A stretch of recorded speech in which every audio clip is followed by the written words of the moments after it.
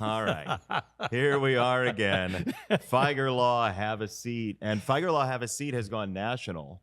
It has? Yeah, over the past couple days. All right.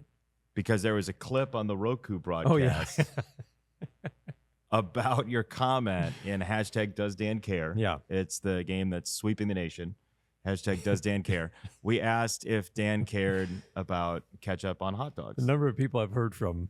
Is that right? Yeah, it's a lot. Isn't it amazing what people remember?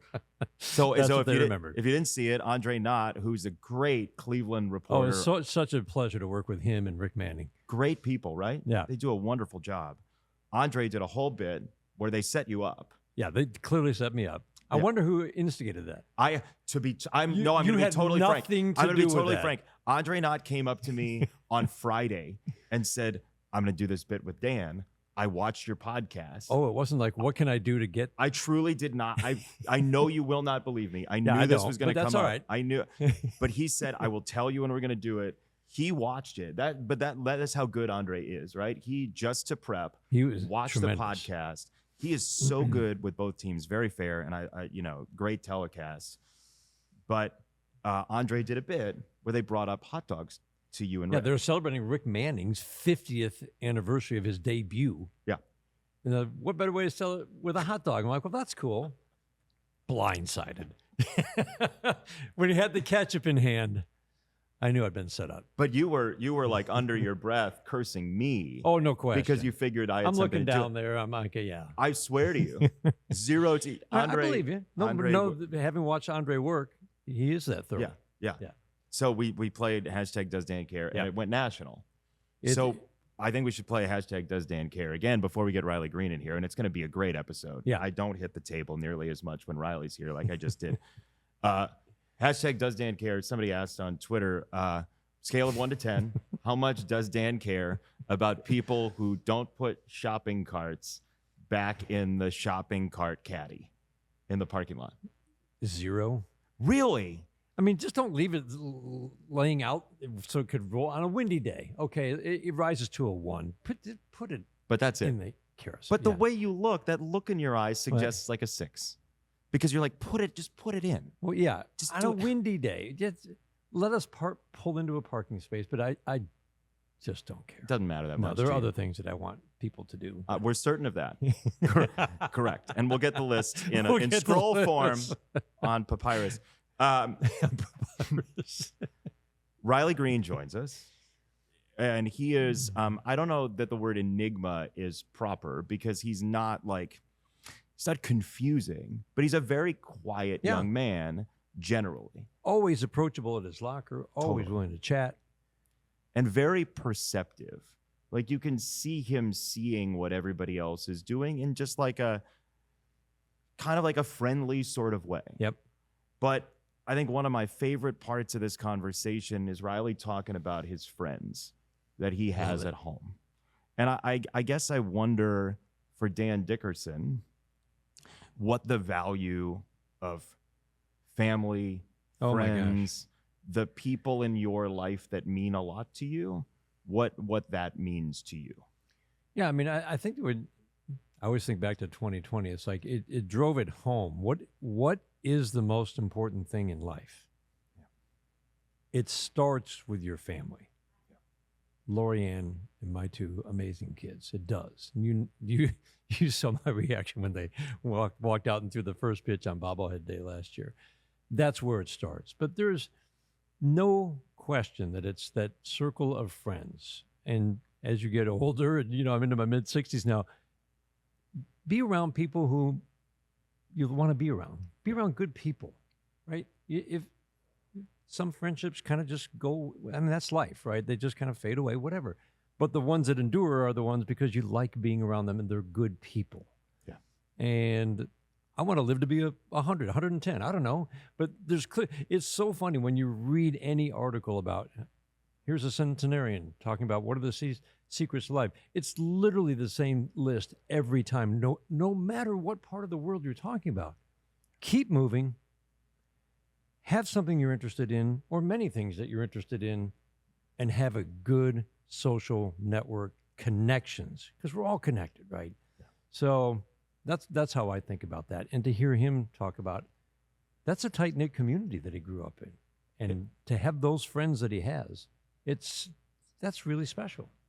It's amazing. I mean, you don't know it when you're growing up as an athlete, but there is this kind of point of delineation where you get friends because you're a baseball Right. player. And I think that happens in some much smaller way. The way we can relate is there are people who like talking to us because of our stations in Sure. life, and there are people that we knew well before. Right. They're generally the ones who like they to make could fun care of less. us Right. for doing our jobs in whatever way we do them. But Riley Greene has this whole group that we hadn't ever really talked to him about, of people who have been there since age 3, Yeah. or age 5, or he played baseball with. And I think there's something to that makes him the type of guy who AJ Hinch says they never worry about when he's in a slump. That's right. The connective tissue for all that is that he has a good rock solid base of people, family included, who don't really care a whole lot about how he's doing that day on the diamond. And his ability to look at this as in the most positive way every day, sport that can grind you down. How are we going to have fun today? Because I'm doing something that I love, and it's a kid's game. I mean, that attitude, that's not easy to have, but you and I have seen it. He's the same guy every day. Yeah. It was a miserable start to this season. Same Riley. Yep. And that's a pretty special kid. Shout out as well to our group on the road of traveling clowns, of analysts and TV crew. Every once in a while, we get together on the road. We have dinner. We go to wherever and just order too many appetizers and have some laughs. Jason and have puts fun. together the best dinner parties. No, that's not.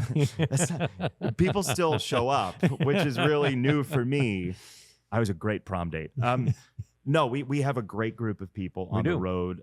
Dan Petrie, Bobby Scales, Andy Dirks, Carlos Pena coming up for this next road trip. So many people who travel with us. Andrew Blaustein, our director, who's been a great addition this year too. Kevin Gorolewski, our videographer. Peter Chase, media relations. Carlos Guillen.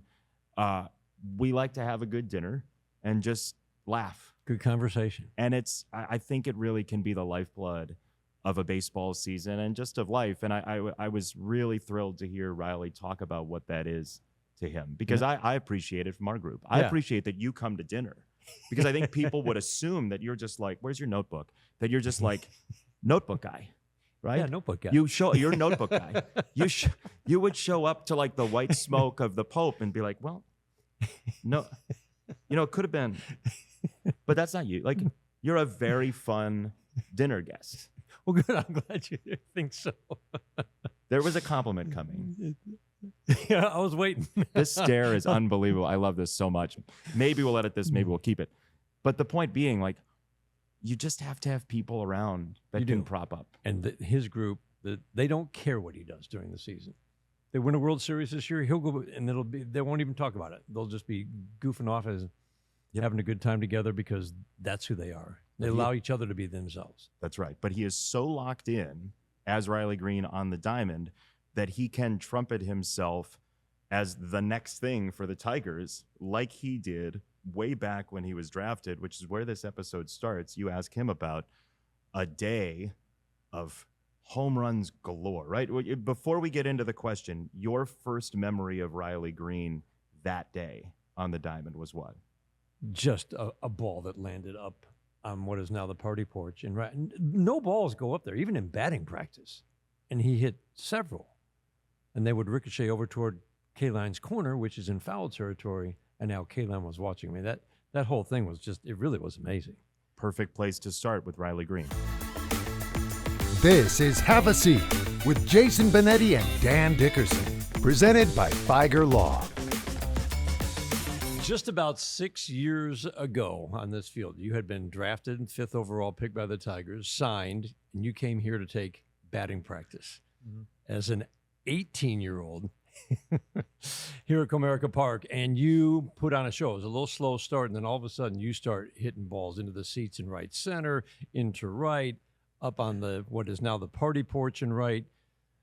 Miguel Cabrera's watching, Al Kaline's watching, many players, Nick Castellanos out there to watch. Who is this guy? And It was quite a scene and quite an after. What do you remember from that? I remember Miguel Cabrera was like, "Can we keep him? Don't let him leave." What do you remember from that day?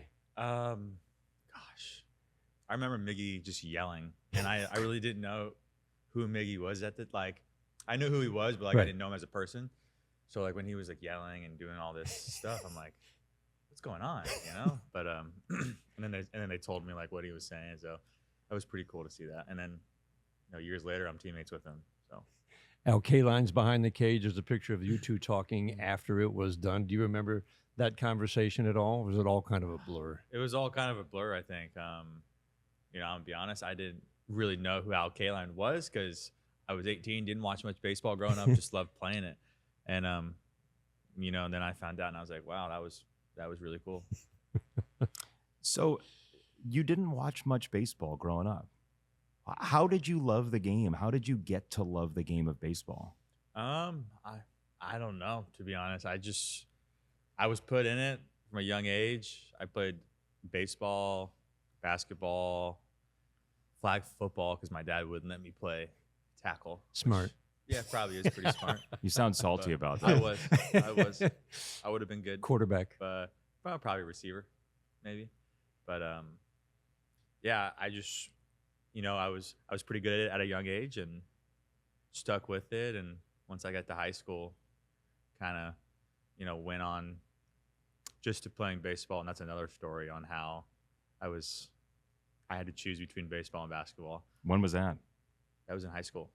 How'd that go? Like freshman year? So Anytime yeah. somebody says that's another story on this podcast, we have the time for it. So Jared Goodwin, who is now my hitting coach, right? He was the head coach at Haggerty when I was a freshman. Your high school. Yes. And terrified of him. Like terrified of him. He was kind of like mean, and if you got on his bad side, it wasn't good, and he'd make you run and do all this stuff, and he was just like very serious at times. And I loved playing basketball. And Coach Cohn, who was the basketball coach at Haggerty, said like, hey, like you'll be on varsity, all this stuff. You just, you need to go and ask, Jared. And you're in ninth grade. Yeah, I'm a Yeah, freshman. you're a freshman. I'm a freshman. So I walk into his classroom. His desk is at the very back corner of the classroom, so you have to walk all the way back. By design, probably. Yeah, no, yeah. And he is just looking at me, and he's like, "Oh, this is gonna be good." Like he's just like staring at me, like no expression. And I go, "Hey, coach, I got a question for you." And he's like, "What?" I'm like, I was seeing if I could, play basketball and this and that, and try for the team. And he just kind of sat there for a second, and then he goes, "Get out of my classroom."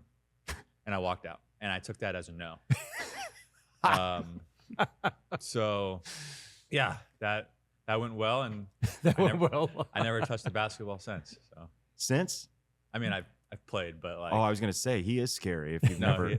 no. I mean, we're like best friends now. Like we'll go out to eat, like we'll, get a drink, but back then it was scary. So at what point did he become less scary and then became your coach?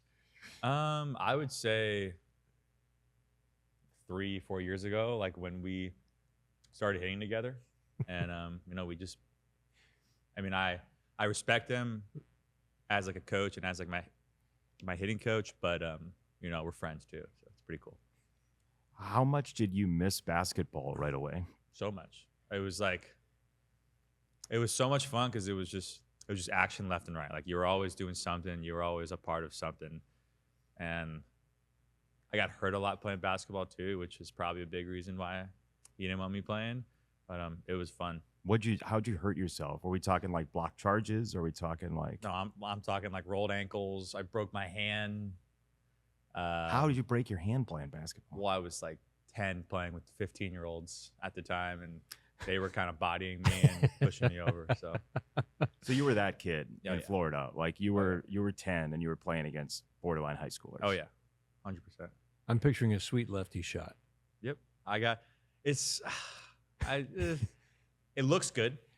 Because everything lefty is better. Swings, It looks good. Shots. Do I make them? Not really, but I could pass with the best of them. I would just throw the ball like a baseball as hard as I can, and no one would be able to catch it. So it was good. So you were Half-court. like Jason Kidd. Yeah, pretty Like much. you pretty much point guard? Yeah, Okay. Zone defense against you, like let him shoot. probably, but I wouldn't shoot because I knew myself. I knew what I had, and a shot was not one of those things. So Good teammate. Yeah, how does that play out in baseball? Like, first of all, if you like the action so much as a kid, how do you stand out there in left field for an hour with nothing to do? I don't know.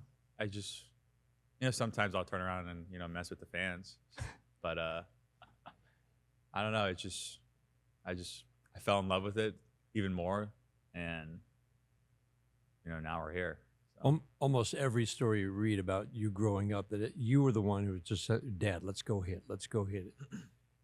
Loved hitting from a very young age. Do you remember kind of that moment where it's just like, I just love doing this? Like before you came out and had batting practice here that one day, you're like, this is one of my favorite things to do. Period.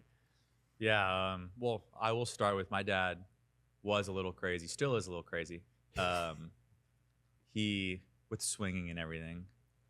He made me learn how to golf right-handed, so I wouldn't mess up my swing. You are a natural lefty, right? Yes. Okay. And he made me use right-handed clubs, so I wouldn't mess up my swing, my left-handed swing, which I think is a little crazy. But yeah, it's just starting from a young age, I just loved going outside and just swinging a bat. It was, it's dark, and I'm making my dad set up these floodlights and. He's setting up an old net with a tee, and we're just hitting into the net all night long. And my mom's like yelling at us to come inside because it's 9 o'clock and I have to go to school the next day.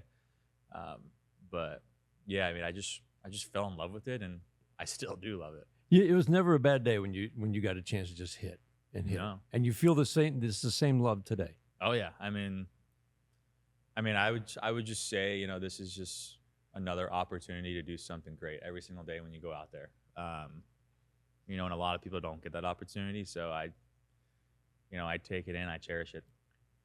What was the setup? You talked about the floodlights. Like, how long was the setup, and what did you have going on in the backyard? So it was in the front yard. Front yard, okay. In the driveway. My dad went to Home Depot and bought these this kind of medium size. They were yellow. I remember they were yellow. The lights were yellow, and he would set them up facing, almost facing the house, kind of, and the net would be right there, and I just swing all night long until I got tired, and then run it back the next day and the next day and the next day. So I don't know. It was just something I love to do. How close were your neighbors to your house? My dad would always, pretty close, but my dad would always say the neighbors are going to call HR or whatever, or call someone to complain about us for hitting so long. But yeah, I don't know. I don't know if that ever happened. Never did? I'm not sure. It might have. I can ask him. He's here actually, but I can ask him. His first name is your middle name, correct? Is that right? Alan, yep. Was he ever a player? Did he play? So he played in college at FIT. Okay. He was on that World Series team when they won it. I think the only time they've ever won it. But yeah, that was about it. And then he, had some injuries and, could no longer do it. But he was a player. I love connections in this sport, and it sounded like when he wanted to start coaching, he coached with Chet Lemon, who had youth baseball teams for years and years, who recently passed away, sadly. One of the key players on the 1984 Tigers championship team. Did you ever get a chance to meet him? But it sounds like he's the one who kind of, he coached with them for many years and then went out on his own, but that put him on the path to become a coach. Yeah. I don't know much about that whole story and how they got together and things like that, but they did do a lot of camps together, hitting camps and stuff like that. And, I got to see him and I shook his hand maybe less than a year ago. Maybe. Oh, when he was here. No, he was I think he was at a camp, or he was somewhere at a field, and I was there, and my dad, introduced me to him. But yeah, it was pretty cool to be a Tiger and then see that Yeah. connection. And then my dad's like, yeah, I worked for that guy or whatever, or worked with him. So yeah, it's pretty cool. As Dan was talking about that day here at Comerica Park way back when, I was thinking about, like, that was not your first showcase ever, right? Like you were on the circuit of high school baseball to get noticed, and we hear a lot about that, but we don't hear it directly from players because there's so much else to ask about during a season. But what was it like to get ready for showcases and to get ready to kind of be on display for scouts? What was that like for you as a kid? So, I mean, showcases are a different animal when it comes to baseball, in my opinion. The way that I was taught was hit balls as far as you can. That's not really the reality of things in this game. Yeah. I went to it, hey, we're gonna shoot some balls the other way in BP, and then we're gonna let it eat pull side because they want to see power, all this stuff. But it's just different, and there's a lot of different like things out there for players to get noticed, a lot of different like businesses, whatever, tournament things. But it's a different animal, and these kids, they go to this showcase and they get 10 swings and they throw a ball across the infield and they run a 60. I'm not even sure if they're running 60-yard dashes anymore, but they run a 60, and then they play a scrimmage, and it doesn't really show much, in my opinion, because there's some guys that are gamers. Like, I was a gamer. I mean, I could hit some pull side homers, but I had a super below average arm. I still do. Super below average. I wasn't the fastest. I could hit. That was it. And it's just a lot of guys are gamers, and those showcases kind of hurt them more than they help them. How did you feel as that all was happening? Like, was there something inside of you that was like, just come to my games, man? Well, yeah. Well, once we got into games, I would rake and I would do all these things, to show them that I'm a gamer. But it's just, there's guys that ran the fastest 60 ever and hit the most homers and did this and did that and aren't even in baseball anymore, or didn't even go to college for baseball. So that's why I think scouts are getting better and better, because they get it. Like, they know like what these showcases are, and they know what to look for, and they know what to expect, and they know how to project people. Can you identify those gamers when you're in situations like that? Yeah. Oh yeah. Yeah. Like you said, that guy's good, but not a gamer. Yeah. Yeah. I mean, there was so Bobby Witt Jr. I came up with him. He could run fast, jump high, hit the ball far. He could do all those things. He still can. But like, when he got into games, it was like, whoa, like, okay, like, now we see it. You could see it. Yeah. Just like, switch flipped. Yeah. Team USA with Bobby? Yep.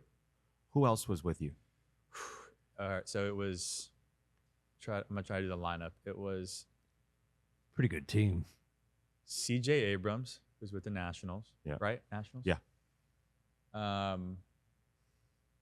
Corbin Carroll, Wow. Diamondbacks. Not a bad start. Anthony Volpe. Nope. Okay. I was hitting fourth. Bobby Witt Jr. was hitting fifth. Whoa. We had Pete Crow Armstrong. Oh. He was a young guy, but made the team as a young guy.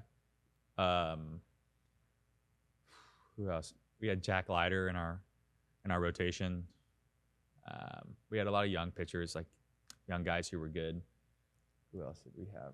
No wonder you guys won the gold. Dylan Cruz. Oh, he was a Dylan young Cruz. guy who made the team. Yep.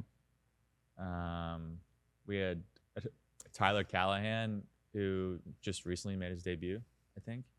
So, I mean, we were loaded. There was a stat or something that we scored like 125 runs in 9 games. Whoa. Yeah. You drove in 20 of those. I drove in more than 20 of those. Let's go. I'm not sure. Bobby drove in a lot of those. But. What is it like traveling with sort of the baseball Beatles before they're the Beatles? Like, did you guys know that it was going to be like this? And what was it like on those trips? I'm not sure I even realized like what this team was at the time.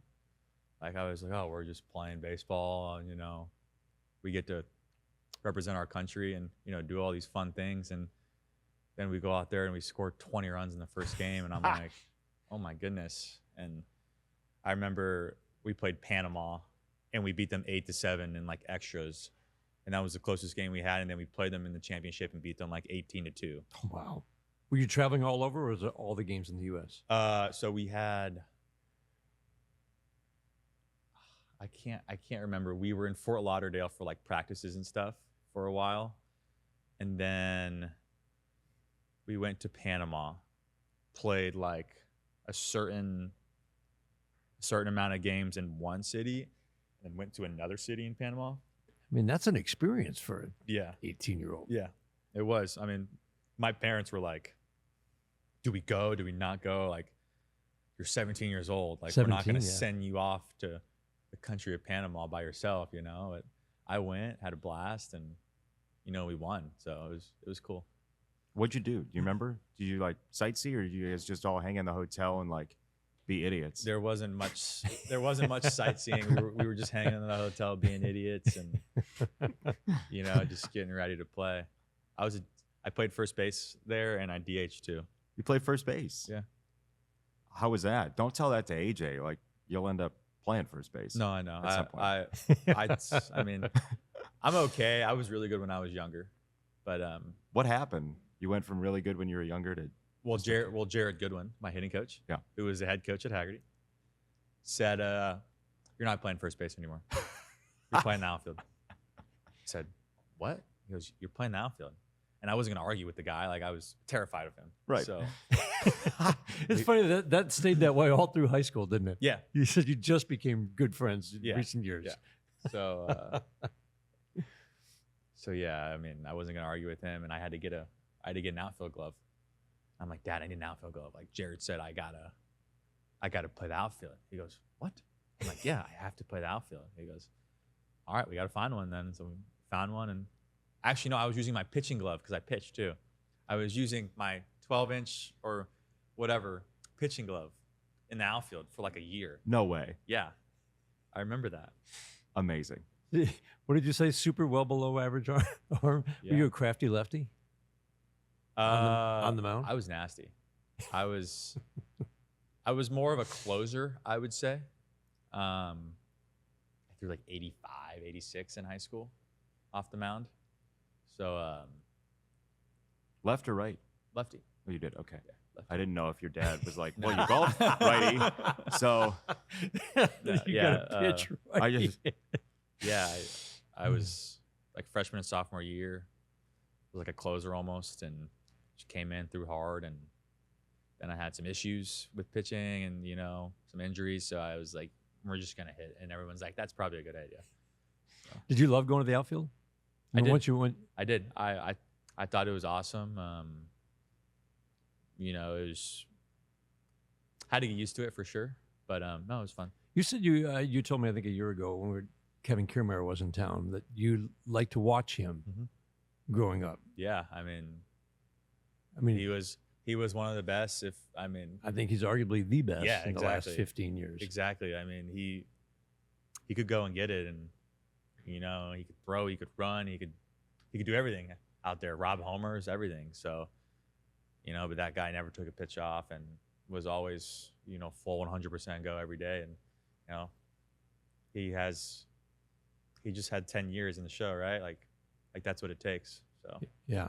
it was pretty cool to watch. So you like watching whether it's hitting or whether it's in the field, the good ones are always learning something, picking up something from the ones who do it best. Yeah, I mean, growing up, my favorite player was Evan Longoria with the Rays, and I'd go watch him in Tampa when I'm, 10 years old, 11 years old, and actually, funny story about that.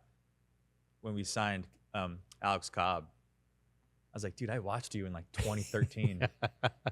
He goes, "Don't tell me that." So, yeah. what was it like homering at the Trop last year, having been there as a kid? It was pretty cool. especially that like a lot of my family was there, and you know, a lot of them haven't seen me hit a homer before in person. They only see it on TV. So, and I hit 2, which was even cooler. But no, it was cool and kind of brought back some memories. So, You know, the way you talk about your dad, there's like this understanding that he really loved this for you and you loved it too. You know, what is it like as a kid to be pushed in a good way to be great? Like, how do you respond to that as a kid, and how do you respond to it now with these tough teachers who also had your best interests in mind? so as a kid, like, you don't realize what's going on, you know, just even in life, like when your parents discipline you, you're like, oh, like, why are you being so mean? And then when you get older, you're like, oh, that's why I was disciplined. So I'm smart when I get into the real world, whatever. Same with baseball. He was always on me, always, you know, I always had that drive to practice and to, you know, get better every day. But he, you know, he made sure that I wasn't slacking, and he was always on me. And if I had a bad game, he might have been a little mean sometimes, but you know, no, we look back on it, and you know, I'm so grateful for what he did, and you know how he acted, and you know. I was going to say, how do you feel about it now? I feel great. I'm great about it now. I mean, I wouldn't be here if it wasn't for him and for my mom. You know, if he wasn't there pushing me and you know criticizing me and doing all these things to help me get better, I wouldn't be here. So.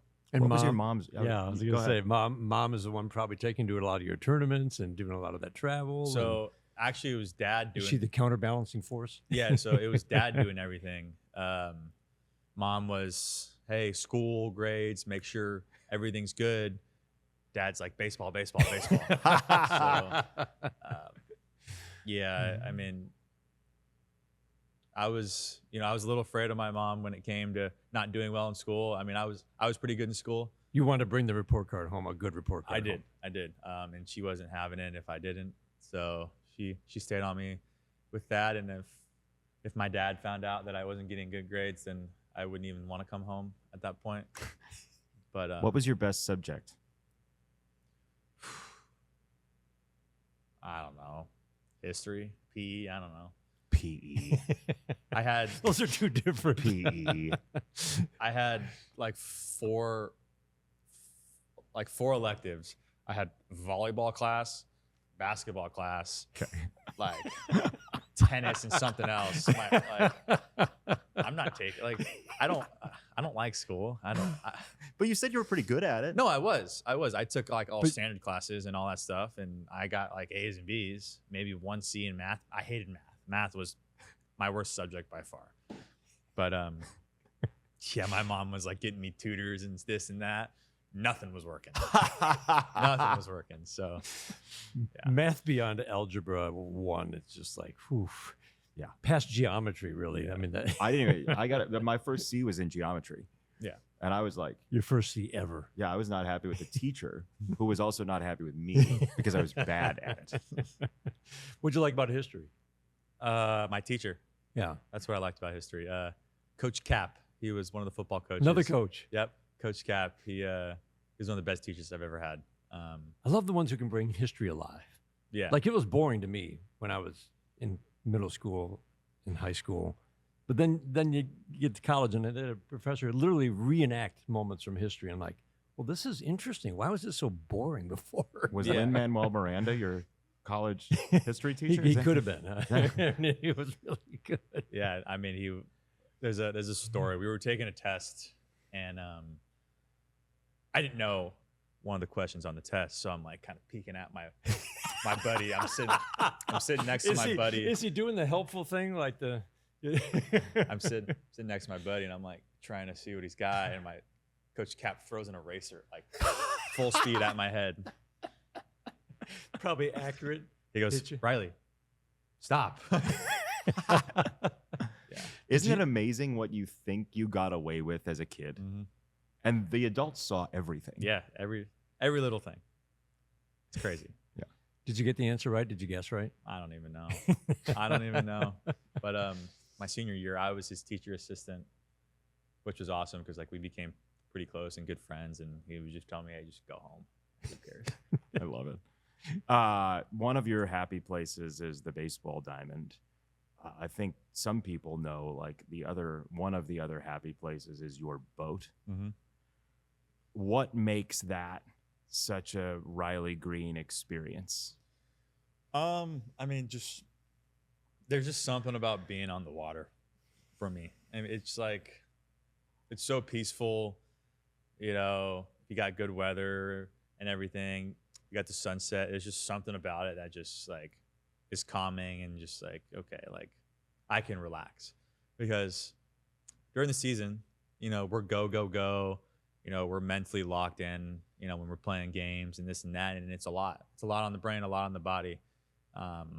So like when you can find something that, you know, calms you and relaxes you, like you fall in love with it and you know, stick to it. How did you get exposed to it at first? So my best friend, James, you know, we were always fishing together, and he actually lives at my house right now. He's the one. Nice. He's the one who's looking over my house. Yeah, we grew up fishing. His dad was a charter captain, and you know, he taught us a lot about boats and, you know, fishing and all this different stuff, and you know, just fell in love with it. Just being on the water is all that matters. Doesn't matter whether you catch anything. It just, yeah. What personalities do you like to be around while you're on the boat? Like, do you have a lot of chill friends, kind of like you, or do you like having loud people around? Like, what's the group? I love my friends. I love my friends to death. I would do anything for them, but they are idiots. And they know this. Yeah, I'm an idiot with them. They'll say the same thing. I'm an idiot too. We've all done stupid things, but you know, I would say we're pretty loud. You know, there's always someone in the group doing something stupid. I've been that guy doing the stupid thing before. I got to be more careful now because I don't want to get hurt and things like that. But you know, they all go do things and doing things that guys in their early 20s do. yeah. I mean, we're full speed on the boat and they're jumping off left and right. Like, it's not good. All right. But no, I love them. You know, and that's why, like, I want to live there because my friends are there, because they, you know, they contribute to, you know, that being calm and relaxing and, you know, having fun, having a good off season. Like, they contribute to that more than anything. So they just let you be you. I mean, you Exactly. can be yourself. All of you can be yourself around each other. exactly. And these are kids you've known your whole life, or more Yep. high school? Yep. No, I've known them my whole life. I mean, they could care less if I'm a baseball player or Right. not. You know, they love me for me, and you know, that's what makes it awesome, is that, you know, they're not acting any different. You know, Yeah. they're still my friends from, you know, elementary school and middle school, and so it's pretty cool. And that's so important to have that place to go in the off season. Mhm. The rigors of a season, the more I do this job, the more you realize 162 takes a toll. Yeah, it does, mentally and physically, and you know, it's just cool to come home to them and, you know, be able to hang out. I mean, Sunday football, we're throwing What's better? parties at my house. How many TVs? We got 2 TVs. I have like 13 TVs in my house, but we got a rolly TV. We call it the roller TV. It's on a stand and we roll around the house if we want to, you know. And then we got the big TV in the living room. And then, you know, guys are watching on their phone. They're doing the fantasy football deal and everything like that. And, you know, we'll go out, we'll play wiffle ball. We'll do all these things. And, you know, it's a lot of fun. That's the best. Wiffle ball never gets old. You guys Right? got to come over one time. Oh, Let's go. Let's go. Are you a Red Zone channel guy? Yeah. You are. So I took it upon myself to pay for it for the boys. Thanks for splurging. Yep. To pay for it for the boys so they could watch it. So that means they're guaranteed to come over Oh yeah. Oh, on yeah. Sundays. Oh yeah, they're always coming over on Sundays. Let's so. make this interesting for them. Like, just this podcast, so they Okay. listen to it, Yeah, right? yeah. Who are they? Who is this group? And just tell us a little bit about each one of them little and what scouting they add report. to the Oh group. boy. Oh boy. So okay, I'll start with James Gray. Yep. He's the one living at my house currently. One of my best friends. I mean, they're all my best friends. That's cool in its own right. that Yeah. They're all your best friends. Yeah. He just recently quit his job from cleaning pools. He was the best around, by the way. He was the best pool cleaner around. Now he works somewhere else, and he brings the energy. I would say He sets the tone. He does. He does. I would say he's kind of like the dad, the crazy dad. Like, make sure we're all good, but like gets after it. Like isn't afraid to get down and dirty. Got it. We got Austin. I mean, I don't even know where to start with this guy. You Played baseball with him in high school. Okay. He was actually one of my first ever friends. I was 3 years old when I met. No way. Yeah. Those are the best. The ones Yeah. And that go all the way back. I mean, if you tell him to do anything, he'll do it. Like he's not afraid. And I feel like he's gonna be the guy that might take a nap in the middle of the day, but he's getting up in about 30 minutes and he's back at it. And you say like, here's 7 quarts of milk and here's $50 and he'll drink it. Yeah, he's not afraid. That kind of guy. Yeah, he's not afraid. Okay. Like I'd go to war with that guy because he's not afraid. Love it. Gosh, who else do we got? I mean, we got Vaughn Grissom. Vaughn always comes over. Yep. He's tamed too, like me. Like we're both pretty tamed because we got to be smart about the things we do. We're still stupid at times, but we're pretty similar when it comes to hanging out in that setting. It's good to have another baseball player around. Yeah. Right? Like professional baseball player. Yep. Jordan. I mean, he'll do whatever too. He's not afraid of anything, I don't think. I just recently got a video of him singing karaoke at a bar, and James was there and he was videoing the whole bar, and there was literally no one watching. Like there was nobody there. It was Jordan, James, and Austin, and they were the only 3 people there. Were they at least paying attention? Yeah, they were. What song? I don't even. It was probably a Taylor Swift song because he likes singing karaoke Taylor Swift. Was he killing it? Yeah, he was. I mean, Thought so. Yeah, but and then I'll finish with one more. Or I got 2 more. Let's go 2 more. My buddy Randall. I am actually the godfather to his son. Oh wow. It's my cousin's husband. Okay. And he's more of like the dad, but like he's 28, 29. He's older than us, but we became good friends, because he was marrying my cousin and all that stuff, and he loves light, and he has gotten me to love light, and yeah, he kind of he'll sit there, he'll laugh, and then when we're doing something stupid, he'll be right there in the middle. And then we got Trey, who Trey's not a beer guy. He likes seltzers. I don't know if that means anything, but I just figured I'd throw that in there. Yeah. It's notable to you guys. Yeah. Trey had the best arm in high school out of all of us. He had a hose, like backspun, it was incredible. One hop to the plate. Yeah.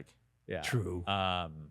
And yeah, I mean, Trey loves to go out there and just have fun and, be an idiot like all of us. So. What if we asked all of them for 1 sentence or 2 sentences about their friend Riley? What would they say? I don't know. They might say I'm an idiot as well. What I would want them to say is that I love them to death and that I care about them more than anything. But where does that come from? Like, it is so clear to us, just talking in passing before this, that your family and your friends mean so much to you. Mm-hmm. Where does that come from in your heart, Riley? I don't know. I think it comes from just, them caring about me and, coming home after a long season and, them treating me like they did in high school and, just not caring about all the things that happen in the baseball world because they literally could care less about it. And I don't know. It's just the care they have for me, and they always want to take care of me and just things like that. That's a really good group to go home to. It is. I think it's what we all kind of want. You know what I Yeah. mean? I think people listening to this No, are I going mean, to be if like, you- we if- want that. Yeah, if you have a few good friends in your life that are there for you're always there for each other, and you got obviously a nice crew. I mean that's special. Yeah, You cook up 200 bagel bites and they're gone in an instant. exactly. Like, gosh, I got to go to Publix every Sunday morning, and I gotta spend more money than I can even think of just to feed these guys. But And no, I'll yeah, bet you it's- take each one's preferences into consideration when Yep. you're shopping. we got a group text. And I'm like, hey boys, I'm going to Publix. What do you guys want? This clubhouse, it's, you know, you're in the middle of a season, so it's not exactly that.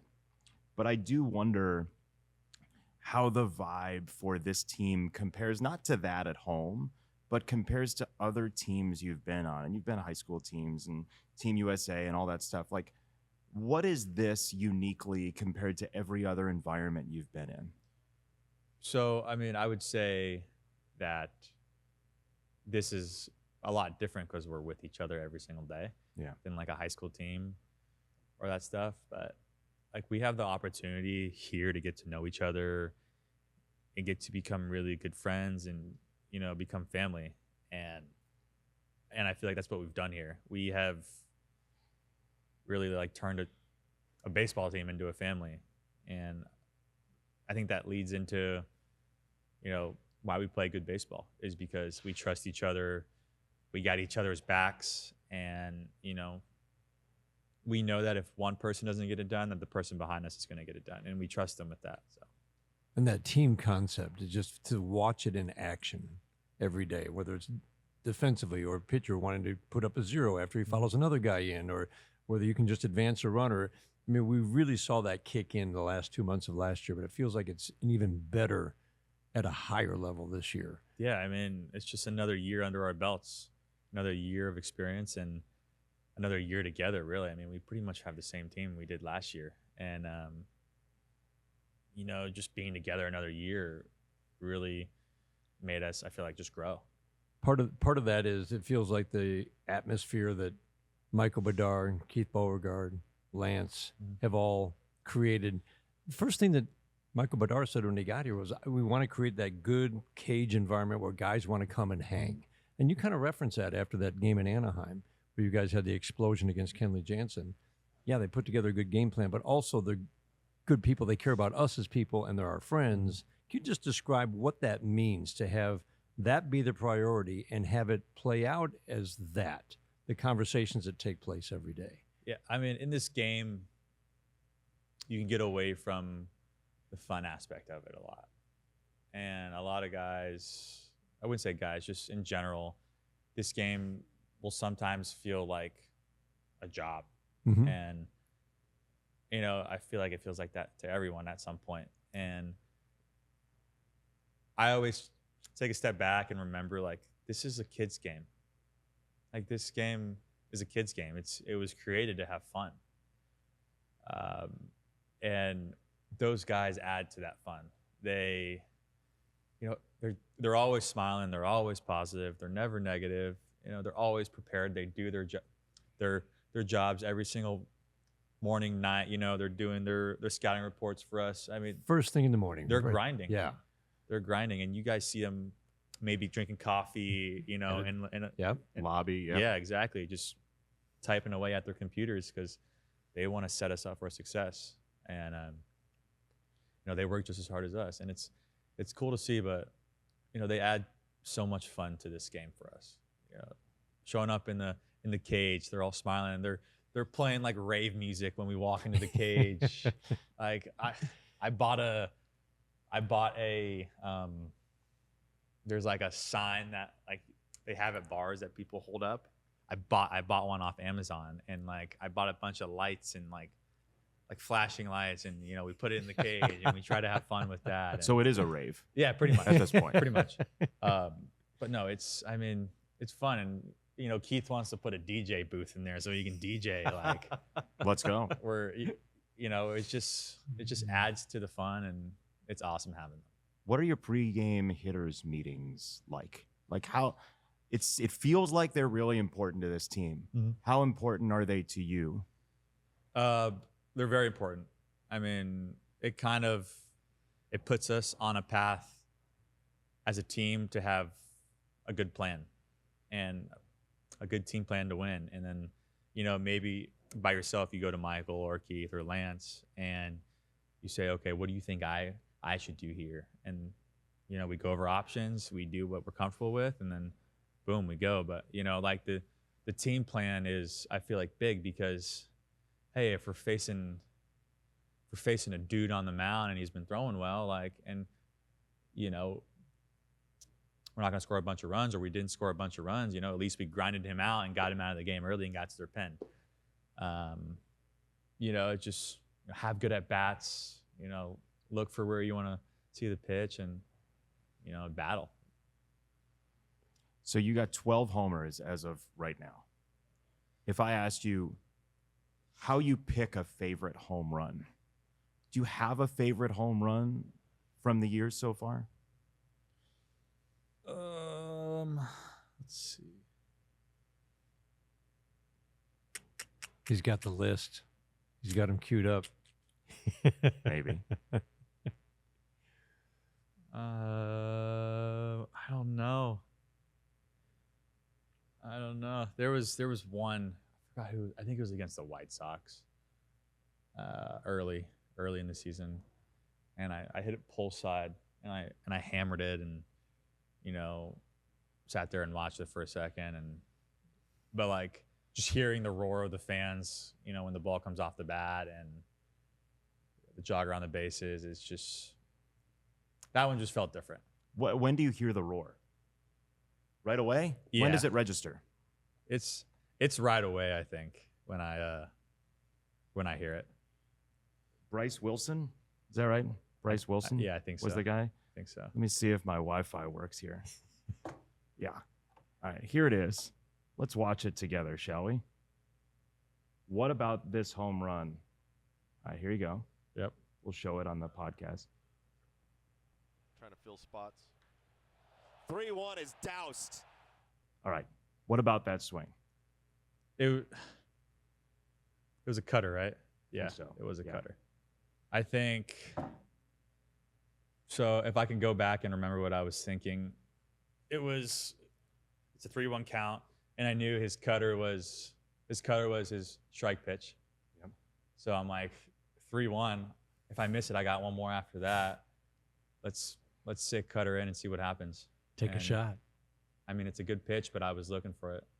So as you go around first, your arm goes up here. Yep. To the bullpen. What reminds you to recognize the bullpen here? Is it just instinct now, or what? No, the bullpen will find us if we don't. How much? It depends. I think like maybe $100 for your first time, but if you keep doing it and it goes up more, I think If you keep not recognizing the bullpen. I think it goes to Herder too, which I don't know why it goes to Herder, but I think it does go to Herder. Not like Canely? Like I feel like the veterans try to funnel that money their way. Yeah, I know. I don't know, to be honest. I bet it's been a while since somebody failed to acknowledge the bullpen. Glaber has not been very good at it, I will say. Glaber's got a tax situation. Yep, he does. He's in debt. As you round third there, Joey Cora gives you a low 5. Okay, we watch it on TV, and Joey Cora's got some of the tightest rotations of the arm to get you guys home. Mm-hmm. Or to third or whatever it is. What do you see as Joey's doing that? Just like a windmill. It's kind of, I just see him freaking out, I think. And when I see that, it's like, we got to score. And, even when I'm on second before anything has happened, like Joey's like, I'm sending you. Like, I don't care where the ball is going. I'm sending you. You're just He's saying that reading from third base. You're just reading that body language. Yeah. And then our arms going, his legs are moving, like he's like with you, like he's running with you, it feels like. And that's been huge for our team too. The aggressive base running, when a ball's thrown to second and he's wheeling us, behind, trying to get that extra run, and it works almost every single time. That's been huge for us, for just momentum wise. It just gets us going. you're a receiver at heart, you said. Like, is that your inner wide receiver, your inner point guard? Like, it's fast break theater at that point? Oh yeah. I mean, I can run the floor with the best of them. I think on the basketball court. So. Were you better in the open floor or the half court? Running the floor. Running like fast break because like I could run for days and there was guys that like couldn't run the floor like all game long, but like me and my friends could, and it'd just be fast break after fast break. When this is all over in 20 years, whatever your baseball career, if you're Jamie Moyer, like, what do you want people to think of you? You're just starting, but like this is this pocket where Tiger fans are really latched onto this team after last season. Like, you're just starting, but there's also these memories. Like, what do you want people to think of you when your career's over, Riley? I want them to think of me as a really good teammate. I don't care about, what happens out there, the homers, whatever. I just want them to be like, wow, Greene was a good guy or a good teammate and, wanted to win. And he was a gamer. Mm-hmm. Yep. When did you really know that this was going to be your life? Baseball. I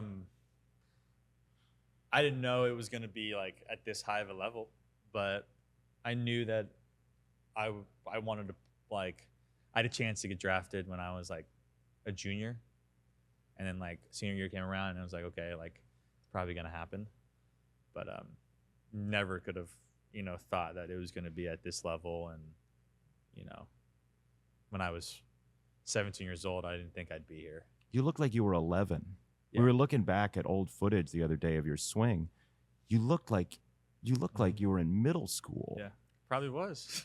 No. When did you grow up? When did I grow up? Yeah, like when did you become this version of you? Man, I had to grow up at a young age because I was that 17, 18-year-old that just got drafted, and now my teammates are 25 and 26, and I can't be the stupid 18-year-old that just got drafted out of high school. I got to grow up. I got to, I've never flown by myself before, and I had to fly by myself and, figure out how to, get an Uber by myself. And people think like, oh, it's not that big of a deal. But for a 17-year-old, it's like, we've never done that before. We don't know how to do it. So, just growing up fast and just trying to figure things out on my own sometimes. What was it like alone in the airport for the first time? Scary. I'm pretty sure I called my mom. I'm like, Mom, I don't know where to go. She goes, just follow the signs. It's not that hard. I'm like, Mom, there's like 17 signs. I don't know which one to follow. But no, it was good. It was a good learning experience. As I hear Riley sit here and talk about that, it's like you are in so many ways like a major part of so many people's experience in Detroit and watching this team and kids with your jersey on and all this stuff. And you're not that far from being one of those kids. Like, what do you think when you see kids wearing your jersey, man? Well, there are times where they call me Mr. Greene, and I'm like, dude, I'm like 5 years older than you. Like, I'm not that much older than you. But no, it's crazy. I was just about to say, like, when I like look in the stands and see people wearing 31 in green, it's still cool to this day. Like I get to look up and see that, and I'm like, whoa, Well, the way you play and the way you go about your business every day, you have endeared yourself to Tigers fans. I can tell you that. I mean, it's so cool to see. So cool. We'll let you go on this question, but I do want to know, because there's a clubhouse full of guys that we haven't had on the podcast. Who is I think I know your answer to this, but who is the sneaky, funniest, big personality in that clubhouse that we don't know about? Sneaky funniest.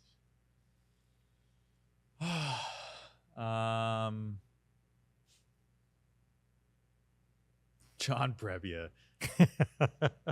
is hilarious. Like we were sitting just rolling out in the weight room, and I laughed Me and Vesti were sitting next to each other. We laughed for like 5 minutes straight, like without stopping, because he was saying some stuff or whatever. But we could not stop laughing, and I'm like, oh well, the core is activated now. I can get out of here. But yeah, I mean, he's awesome. Brebbia is awesome. You know, incredible addition. You know, team guy, great dude. So. Oh, one more question actually, and from the manager. Yep. Do you want it today? Oh, I want it bad. He asks you that every day, Yeah. right? He'll text me sometimes, and then I'll send him back a bit emoji of a dog barking. Yep. This was awesome. Riley, thank you so much. Yes, of course. Thanks, for Riley. having me. Appreciate it.